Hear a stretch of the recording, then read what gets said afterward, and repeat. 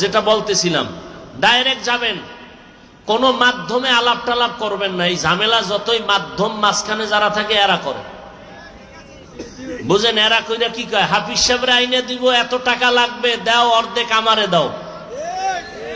টাকা লইয়া গেছি গে হিজরত করে, কোন দেশে খবর নাই। এরকম আছে না নাই? বহু ধোকাবাজ।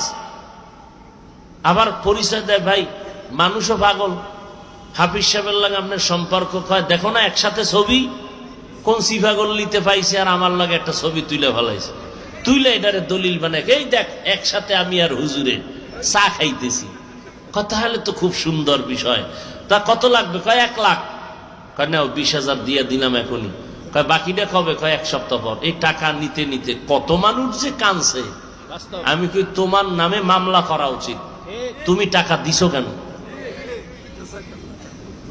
এই মাঝখানে যে মিডিয়া, এই মাঝখানে কোনো মাধ্যম টাধ্যমে দাওয়াত দেওয়ার চেষ্টা করবেন। এটা শুধু এখানে না, পুরা বাংলাদেশের জন্য বলে দিলাম, আপনারা এই কথাটা প্রচার করবেন। ডাইরেক্ট আসবেন প্রতি মাসের 2য় শুক্রবার, মনের কথা খুলে বলবেন, ওখানে কথা হবে। কিন্তু কোনো মাধ্যমে দাওয়াত দিতে গিয়া পেছে পড়বেন না। তবে আমি মাধ্যম ছাড়াও দাওয়াত নিব না, অপরিচিত লোকের দাওয়াত নিব না। কারণ যেই বন্ধু বান্ধব রাস্তাঘাটে, অপরিচিত দাওয়াত নেওয়া যায় কি? নেওয়া যায় না।